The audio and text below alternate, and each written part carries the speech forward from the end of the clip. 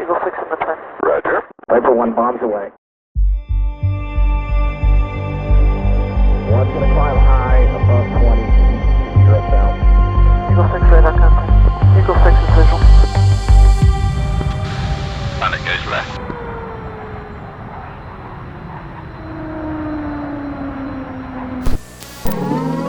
Hello and welcome back to the DCS SITREP episode number 19 today. This is the new show on all things DCS World, the world's premier combat flight simulator for the home PC. It's made by Eagle Dynamics, and I'm your host, Prickly Hedgehog. A bumper episode today on the Kiowa Warrior introduction. We have a massive patch for the Phantom 2 this week, which should have doled out some performance improvements for you if you were struggling with performance previously post-launch. And we tackle the ridiculous speculation about the RAZBAM versus ED issue, which once again has cropped up and been promoted by some content creators.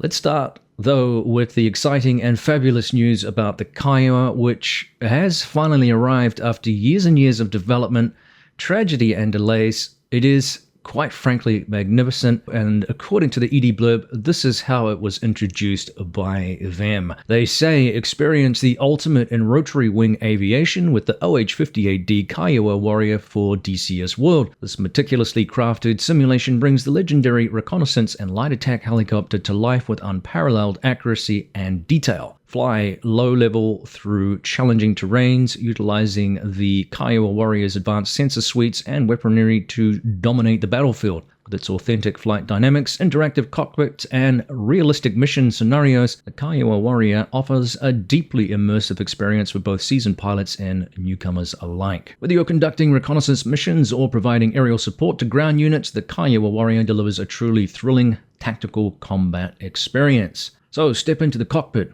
of the Kiowa Warrior along with multi-crew with a friend to share the adventure. The module features a highly detailed 3D model, complete with fully configured avionics, MFDs, and a working mast-mounted sight system. Utilize the Level 2 manned-unmanned system, L2 MUMS, to view aerial drone footage or scan the battlefield using the sensors of other Kiowa Warriors. Share targets with the improved data modem, or call in remote Hellfire missions with other Kiowa pilots to coordinate attacks with a wide variety of weaponry available, including the AGM-114K Hellfires, FIM-92 air-to-air Stinger missiles, and laser-guided rockets. The Kiowa Warrior is prepared for any engagement. It first flew back in 1983 and was the result of the Army Helicopter Improvement Program as a single-engine, four-bladed lightweight helicopter. The Kiowa Warrior introduced the distinctive mast-mounted sight, or MMS, above the main rotor, and a mixed glass cockpit with traditional instruments, and as such was the first helicopter actually equipped with MFDs. While the OH-58D Kiowa Warrior thrives in its reconnaissance role, making full use of its MMS and Level 2 manned-unmanned systems, or L2 MUMS. In more recent conflicts, it played a pivotal role not only gathering critical intelligence, but also actively supporting ground troops through precision strikes on enemy positions, illustrating its adaptability and effectiveness in both reconnaissance and offensive missions. It's armed with a vast array of weapons, including that Hellfire missile that we mentioned, as well as the 50 caliber FNM-3P machine gun. We talked about the air-to-air Stinger missiles and a large selection of rocket types, including laser-guided advanced precision kill weapon systems. The Kiowa Warrior is capable of fulfilling a very meaningful role by itself or by supporting other assets in DCS World. Now, if you're wondering some of the missions and operations that it took part in the real world, they mention here Operation Prime Chance in 1988, Operation Just Cause in 1989, Desert Storm in 91, Raid in 1989 to 1994, Peace Implementation Forces, or I-4, 1995 to 1996, Operation Enduring Freedom, Operation Iraqi Freedom as well. So tons and tons of different scenarios there for content creators and mission makers. It's pretty cool stuff. The US Army retired the Kiowa Warrior in 2017. It accumulated over 800,000 combat hours, which is pretty phenomenal. And it continues to serve with the armed forces of Croatia, Greece, Taiwan, and Tunisia to this day. So the aircraft is definitely not dead in the sense that it's a distant memory. Obviously, it hasn't flown for many years with the US, but it's still, as they indicate, in operation with other countries, and that provides some interesting scenarios for us in DCS world as well, potentially. So let's have a look at the key features that they mention here.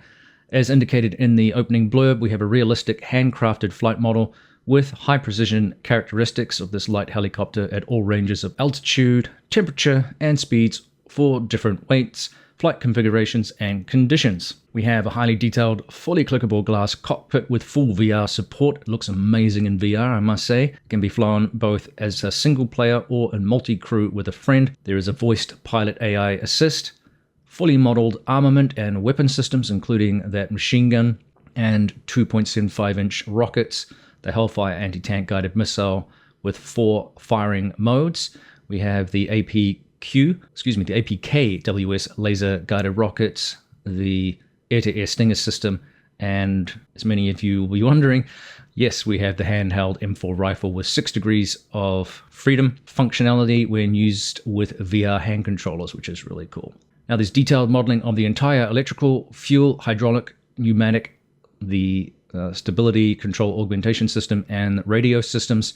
Full range of sensors and aircraft survivability systems, including that mast-mounted sight with TV and flare cameras, laser rangefinder designated system, the AN/APR-39 radar detector, the AN/ALQ-144 IR jammer, the AN/AVR-2 laser detector, AN/AAR-57 common missile warning system, and a flare and chaff dispenser. So quite the suite of systems there. Rotorcraft map system with moving map, digital elevation map, real-time display of navigation and target data. Improved data modem that allows for Kiowa to Kiowa text messaging, target sharing, and remote Hellfire missions. Really cool.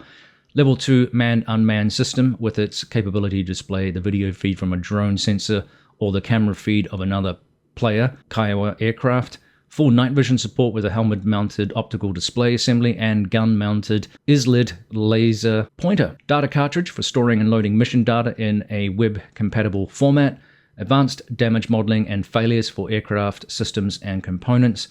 Optional pilot display unit heads-up display. 60 liveries including various US Army, Croatian, Greek, Taiwanese, and Tunisian units, as well as a number of fictional liveries from around the world.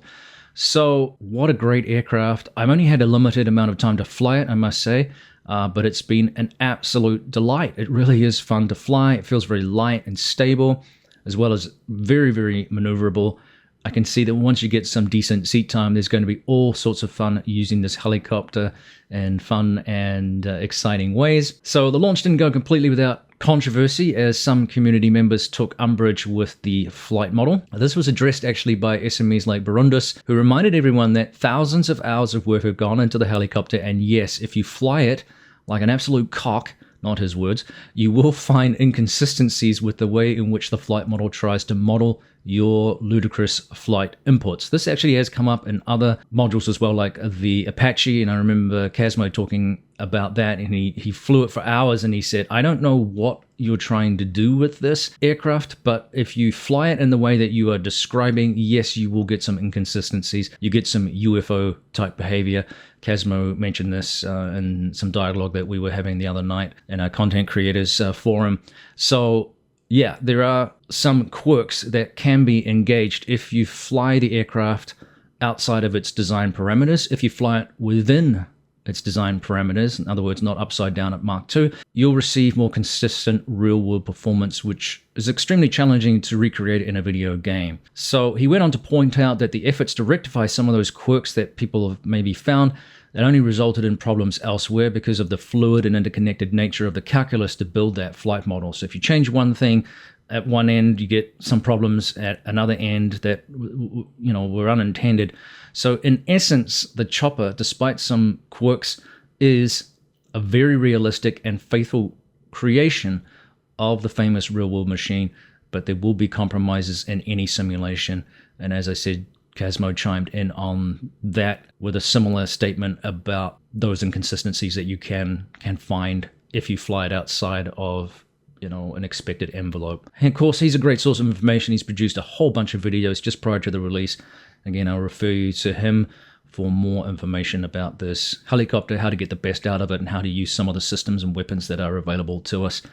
Let me know what you think of the Kiowa release, which dropped on Thursday. Did they knock it out of the park with this launch? I think they did. It is absolutely gorgeous, looks amazing, it flies amazing, and I can't wait to get more seat time. And I'm actually frustrated because I'm still trying to get to grips with the Phantom 2, and there just isn't enough time for all of these fantastic modules. But boy, they've done a great job, PolyChop, and I congratulate them because it's been a long time coming. They've had tremendous criticism. They have had a lot of personal tragedies as well in the development, and they've come a long way in the last year or so to bring the module up to scratch and get it ready for launch. And it's going to be just in time to work with other modules like the Apache, of course, in places like Afghanistan, and the Chinook, which is coming out here this month as well with that Afghanistan map. So we've got a lot of things looking to look forward to, at least, but our wallets are not going to be so happy with us. Variety is the spice of life, and choice is great. So again, let me know what you think of the launch. Cool. Battle 01. Chalice. Tiger 3-1, Chalice copies. Contact. Now, while we're on the theme of new modules needing tweaks, adjustments, and fixes, which is to be expected with any new module that gets introduced, Heat Blur, who definitely scored a home run or three on their Phantom 2 launch recently, injected a bunch of updates in this week's patch for the jet. Now, the list is extensive, and we'll go through some of these. And it's centered on performance improvements, particularly for people struggling with functionality aspects with lower-end CPUs. So let's talk about that first. They've titled it here, Performance and Core Updates. So major improvements have occurred to the radar raycasting performance, especially on busy multiplayer servers. Radar thread affinity was changed. This may increase performance where the main thread was saturated on busy servers or missions. They've fixed object cache being oversaturated, causing severe performance loss on busy missions with thousands of objects. Really cool. They've added special option to reduce the radar performance impact. This can or may improve CPU performance on lower end CPUs at the cost of some additional visual noise and clutter on the radar screen, if you can handle that. They have changed the amount of radar threads across the different core setups. Cool. So hopefully that again should improve performance. They have added lower refresh heat blur UI special option. This option will reduce the UI refresh rate to 30 FPS, matching the F14 Jester UI, and this will reduce CPU performance impact on CPU limited machines, especially in heavy missions. They have fixed the INS ADI and other various system bugs with the reduced tick rate option enabled. They have refactored some Jester code paths that may have caused lowered performance with an enemy, when an enemy was nearby. They have fixed crash to desktops if the save game path had non-standard characters, example Cyrillic. They have fixed a crash if DCS install path had Chinese characters in it. They have fixed a crash to desktop on empty coordinates text entry, and some instances after damage and ejection. They've fixed major multi-crew desync errors when someone leaves and rejoins. In other words, another Wizzo on the, it could be another Wizzo on the aircraft. They have reduced, again, multi-crew reduced network load due to an errant buffeting sensor being propagated across the network every frame. Some really good attention to detail there. They move on here to Jester, and I noticed this isn't perfect for me in terms of getting the best out of Jester. They have fixed being able to spot bandits very far away on the radar scope during some modes. They fixed Jester breaking some inputs or being unable to correctly set some switches when using the HBUI elements, say for example the manual. Jester will no longer call aircraft on the ground as BFM threats or targets. That's helpful. They have fixed doubled calls for some calls and fixed them saying gear up and flaps up randomly at times well after the jet is taken off. It's helpful. Fixed Jester not asking for alignment when starting cold on a runway. They've fixed missile reports having wrong orders of words sometimes. They've added Jester automatically saying ready pre-contact to the tanker. So that's going to be super helpful for refueling, which is actually quite fun on this jet, I must say, because I love the call-outs that you get now that other aircraft don't have. That's a neat introduction, I must say. Fixed a bug when cycling the AAR door very fast, which caused Jester to get stuck in radar on mode. Fixed Jester being in the wrong DSCG mode when switching TGT fine and DT fast. Now, the heat blur user interface. They fixed the map markers menu, causing Jester to freeze and become unusable. They fixed a crash when entering empty coordinates in the nav section of the Jester menu. They've added virtual browser and added online mode levels to the heat blur user interface. And the UI and browser access is now controlled using a special option dropdown, which allows selecting between full free browsing, offline only. UI features will work. Whitelist, default and recommended. Sites defined by a special whitelist files are allowed. Anything else is blocked. Users can customize the whitelist file, HBUI_whitelist.txt or TXT, found in the saved games folder. By default, it has regex rules, currently covering Google, YouTube, and Kneeboard Live. Good news. So the virtual browser also has a new landing page, allowing users to add their own bookmarks. They've ensured that the auto startup clicks off use the enforced version by bypassing browsers. Just a radial menu, some resizing adjustments to the Jester wheel. Thanks to Amadeus for that. They've renamed Jester radial menu unknown to bogey and hostile to bandit. Jester radial menu added navigate to main menu. Bind for voice attack users will also open the wheel if it is closed so that it can be used to serve as a starting point for any VA macro sequences. Jester radial menu, they've renamed Jester presence enable to force for more clarity. Added special option to select UI theme, auto light and dark. They've added special option to shift head tracking origin vertically. Updated in-game manual to the latest version. Neat. That manual is around 900 pages. I think that's one of the biggest manuals in the game right now. So it's a lot of incredible detail. It sort of blows me away just when I saw that. I thought 500 pages was around pretty typical here, but they've really outdone themselves with that. They've removed the browser forward nav button in the manual. Just a radial manual, they've improved the keyboard controls. W opens back and closes the wheel. Additionally, to the regular function of navigating forward and backwards in the wheel, W, center, click, and back can now also open and close the wheel. Excuse me.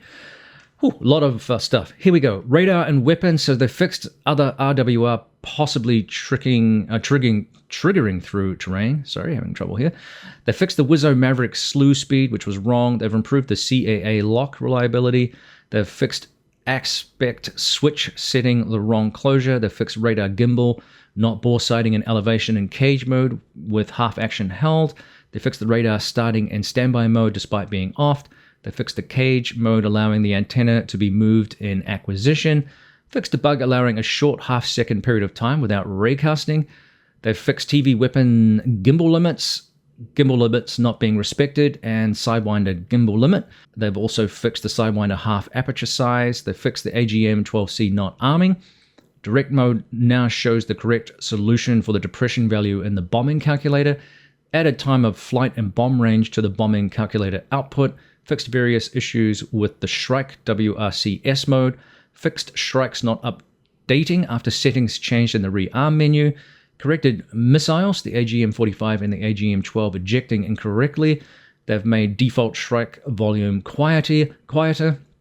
Updated the Shrike range calculations and added Shrike range and altitude bias. They've corrected the WRCS AGM-45 behavior to give the Shrike range indications before target insert.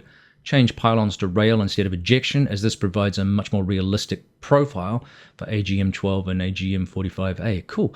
Fixed air-to-ground missiles being fired unarmed if the fuse switch was in the wrong position. They've fixed the normal jettison consent on the ground, and they've fixed Mavericks TV bombs being jettisoned despite not being selected. Very helpful. Now moving on to avionics and systems, they've fixed the new guy audio frequency not changing sometimes or playing the incorrect sound. They've fixed diamond not going to the new guy contact for a short period of time. Made aircraft radars that use HPRF for track use MPRF instead. Work in progress, not yet audible. New sounds will be added. Stand by for that. Fixes to the E2C carrier frequency and beam width. They've fixed track-only radars broadcasting with no target. They've added fixed radar for units such as the F-86 Sabre. That's still a work in progress. They fixed the range being displayed incorrectly sometimes. They fixed the Jester Bath alignment not finishing in conjunction with the heading mem available. They've adjusted nose wheel steering heading hold toggle function. Now the AFCS has to be on to toggle it. Small fix to alignment completion. Fixed a bug where the pitch steering needle was jumping on ILS approach. They fixed the AJB7 heading oscillations when electronic power was being applied.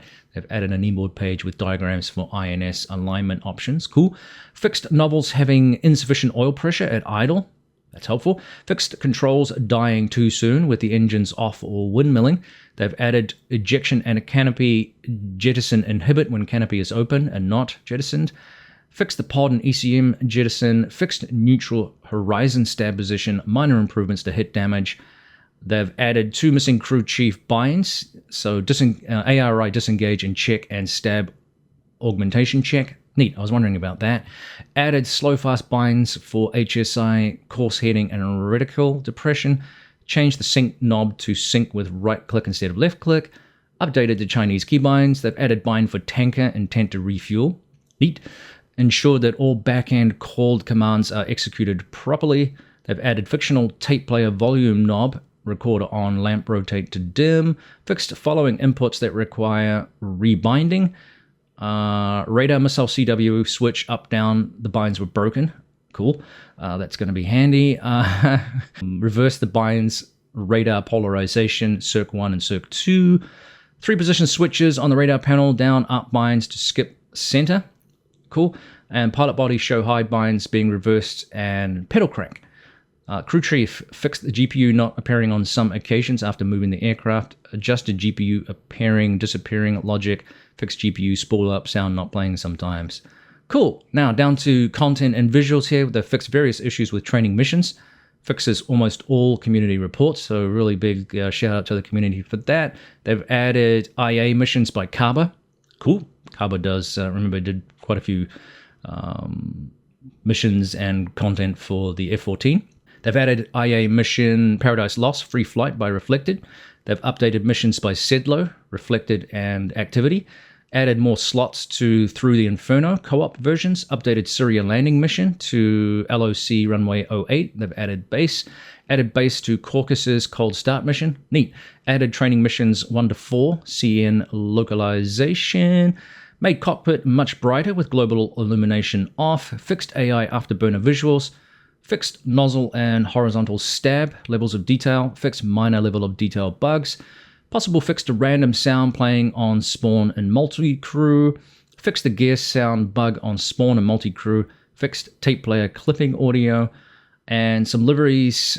Jets all have olive drab. ALQ 131s. Improved JV jet nose gear door out, and fixed JV Jet's accidental overpaint on landing light. Updated the IRIAF and IIAF liveries, thanks to Isaac.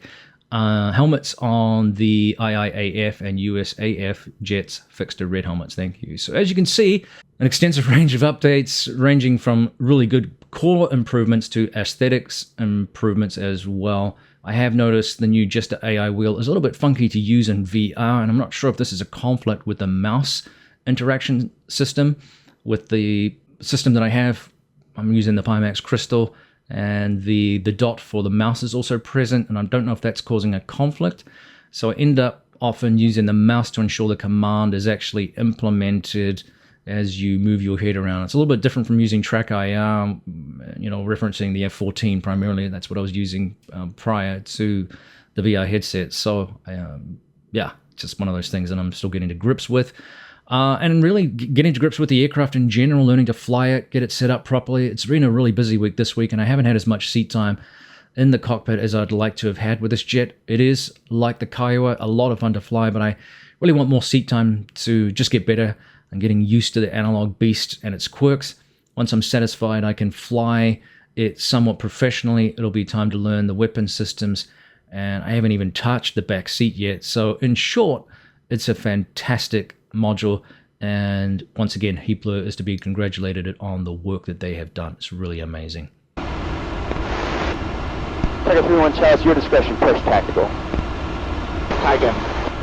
Well, let's turn to another third-party developer, and OctopusG, who are one of the groups producing World War II birds for DCS World.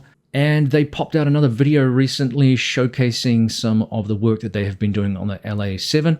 The module really does appear close to being available for release here, although no official early access launch or specific release date has been announced. The video that they produced focused on the proper use of the hydraulic systems, which controls the critical flight surfaces such as the landing flaps and also the landing gear. The system requires appropriate use of the control valve lever, which, if not returned to the neutral position during different uses of the hydraulic systems, say, for example, after raising the gear or similar, you can actually overpressure the system and cause a hydraulic pump failure, which is not ideal. So it's a nice little example of attention to detail in these older aircraft and from the third-party developers and all of the developers in the game right now who are spending a lot of attention on these critical little areas. And while these older aircraft appear, I guess, inherently less sophisticated than the modern contemporaries that we also have available in game, it's still going to keep you busy in the cockpit during things like takeoff and landing procedures or other flight regimes.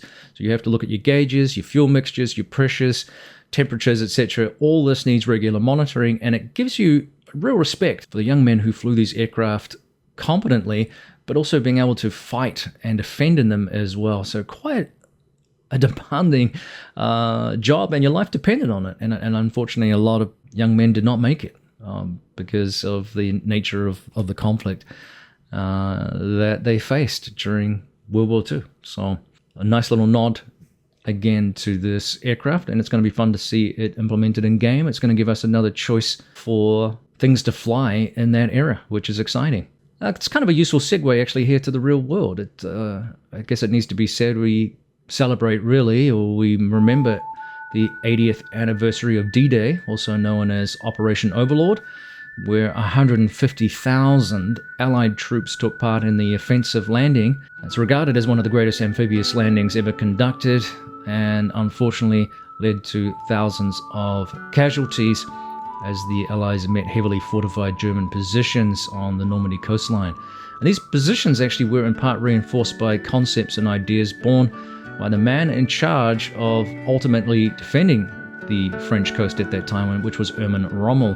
Now, Rommel, as many of you will know, earned his reputation as an offensive tactician, but under Hitler's orders he found himself ruminating over and implementing defensive strategies to reinforce the Atlantic Wall, which by 1944 was seen by the Germans as an almost immutable landing point somewhere along that coast for an Allied invasion. Now, the Brits, remember, had tested the measure of the coastal defenses previously in the disastrous Dieppe raid, but also one of the more exciting and daring raids of World War II, and that was Operation Chariot. It remains one of my favorite stories of the war.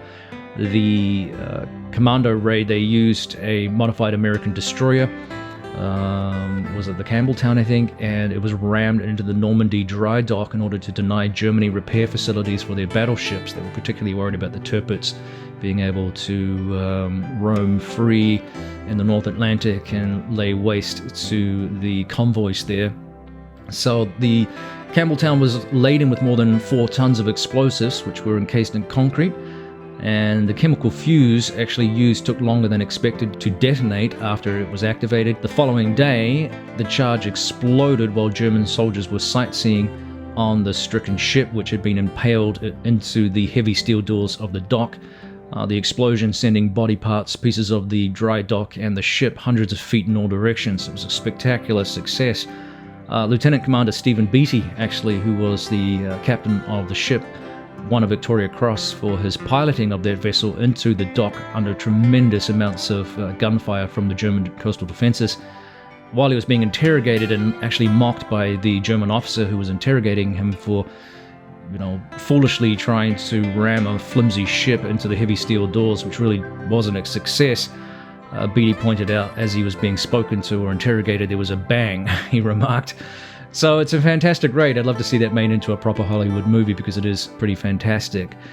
As for the D-Day soldiers, of course, well, by 1944, they now faced the fully reinforced fortifications that the Normandy coastline was festooned with, and then they had to tangle with the embedded German forces to create a foothold in Europe.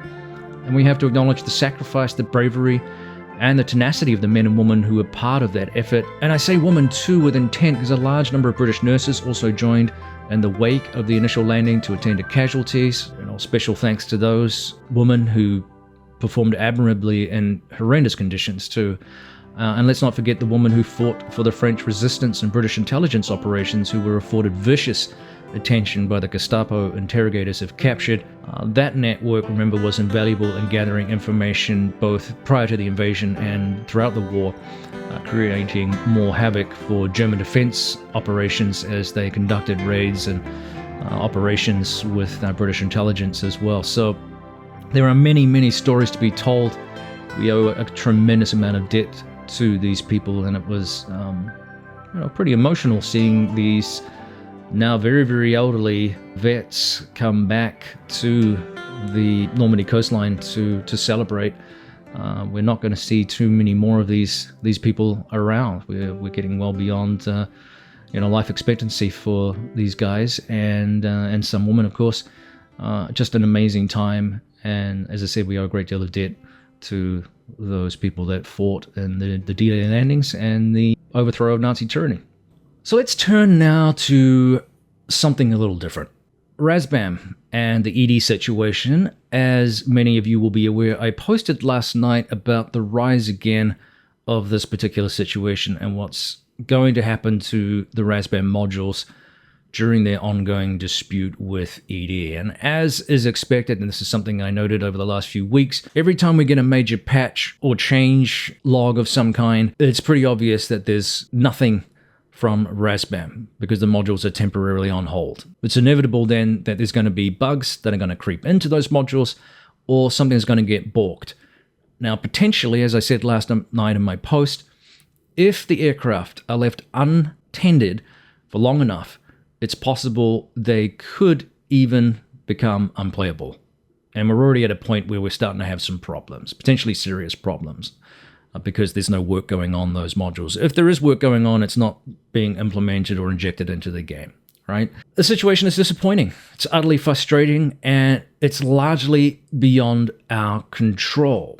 After the initial public dust-up, there was, I guess, a flurry of additional leaks from some RAZBAM employees and staff expressing their frustration at the situation. And in real simple terms, the issue seemed to be about a lack of payment from ED to RAZBAM for the work that was done on the F-15E. And the root cause of that was sort of discussed in public between the two teams in caged and carefully couched terms. All right. So it's understandable that if you weren't being paid, some RAZBAM staff were frustrated, right, in light of that situation. But of course, it also forced a lot of people to pick sides, and as is human nature, we start trying to look for blame and solutions and just try to make sense of it all. And that leads to a lot of speculation, angry comments and frustration and yada, yada, yada. All right. And here we are a couple of months later with no resolution yet. And what disappointed me the most, I think, was there was a string of videos from various content creators recently speculating that the modules were dead and that potentially RAZBAM was done. And I don't have a problem with them making a video querying what's going on. We all want to know. Everybody wants to know what the hell's going on. Everybody wants to know when it's going to be resolved. What I have an issue with is some of the content in the videos which was fundamentally speculative and just led to what we had at the very beginning was more gnashing of teeth and people getting upset and angry. Now, Enigma, for example, quoted some random and anonymous third-party developer he spoke with, which was clearly used to validate his position with an appeal to authority. All right. But the bottom line is we actually have no evidence whatsoever that the modules per se are dead or that RAZBAM is dead. So all you're doing is you're kind of creating a divide between the third parties and ED again by quoting these anonymous third-party people as some sort of expert with inside knowledge on how all of this stuff works, right? Even if that wasn't the intent, because it leaves you with that feeling. And that really rubbed me the wrong way a little bit, I have to say. And then it got worse for me because not to be outdone by that popular video, which when I last checked was around about 50,000 views within a day of it being produced, right? Popular video. Spudknocker waded into the fray, and I was genuinely disappointed at how bad that video was. In my opinion, is just utter tripe, right? It was just a video looking to cash in on the popularity of the Enigma video the previous day, while also promoting how much he does for the community, and some loose references to the Hawk issue from many, many years back when DCS was a completely different landscape to what it is now as a game and a simulator. It was just, bygone issue. Yeah, I forget the name of the group now. They disappeared. They made public statements. We're not going to support the product anymore. And they cut their ties with ED. All right. So it's not the first time that third-party developers have had major spats like this. And I'm sure that there's other conflicts and issues that crop up from time to time that we don't even hear about. But this one's become public. But the bottom line is that outside of the public statements and the talking points leaked post the public statements from ED and RAZBAM, we have zero evidence of this doomsday death knell of the RAZBAM team. Zero evidence. And I'll be frank with some Australasian vernacular. Zero fucking evidence whatsoever that the bugs creeping in are indicative of a third-party collapse from RAZBAM. It is indicative of a team which is true to its word, right? They said from the outset that they won't work on the modules until the conflict with ED is resolved. No work has been done on the modules. So ipso facto, the issue clearly hasn't been resolved. We know this. So let's pour some more cerebral clarity on this issue.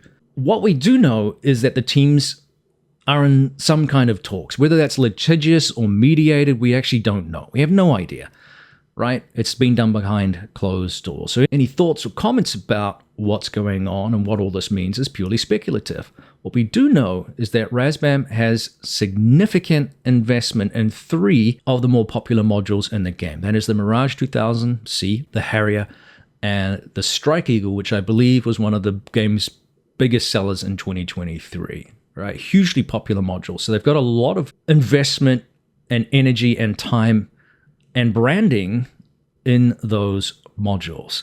So in other words, for them to walk away from DCS would be a major business loss for them. And I think that the PR damage that they've already sustained, especially among paying customers, would not be recouped by morphing those energies into other franchises, right? Because they've kind of tarnished their brand a little bit by, again, those public statements and forcing people to pick sides and get into the fray, right? That being said, if RAZBAM are true to their word, which we said before, we know that they said that A, they aren't going to abandon their modules, and B, they wanted to turn the page and move on from the public differences that they shared with ED and then get back to business. However, C has to occur, and that's whatever ratification work being done behind closed doors finishes or is resolved in some way. So I think we need to allow that to happen before we start running around with our heads cut off.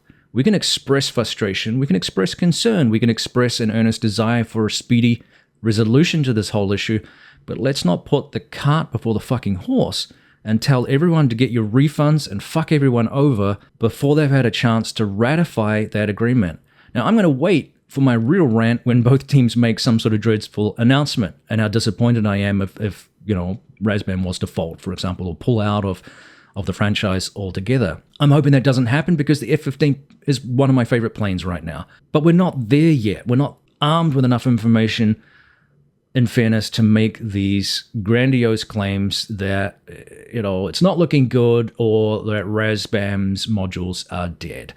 What they are right now is in limbo, and they're not being worked on in terms of injecting updates and content into those modules that keeps them alive in the franchise as we know it right now. As I said, if it carries on long enough, there is potential for real problems with the modules not working. But again, this doesn't signify the death per se of the team. It signifies their statement earlier on that they're not going to work on the modules until they've resolved their issues with ED. So that will do it. That's my soapbox. I think we wait and see, let them allow them to do the business. Yes, we can express frustration and all the rest of it. And some people have asked, you content creators are an important piece in this and putting pressure on that. I don't think putting pressure on the two teams resolving a private issue is necessarily helpful. If they're unaware that the community is frustrated by this, then they're living in a complete vacuum. I don't think there's any doubt that RAZBAM and ED are aware, aren't aware at least, that the community is frustrated with this situation, because then both teams have so much arrogance, and their heads are completely either up their asses or in the sand. And I just don't think that's not true, right? They're well aware that there's an issue, and we can see it in the absence of the updates to the modules, which is creating these bugs that are going to creep in. So let's be a little bit more cerebral about this and a little bit calmer, and let those two teams figure it out. Okay, like I said, I'm off my soapbox. That'll do for this week's SITREP. Thanks for tuning in. Don't forget to like, to subscribe, comment, and share. Keeps this little channel chugging along. I appreciate it a lot. We'll see you next time on the DCS SITREP, and hopefully one day we'll see some resolution to some of the conflicts that we have going on right now. It's been a long video. Thanks for tuning in. We'll see you next time on the DCS SITREP. Cheers.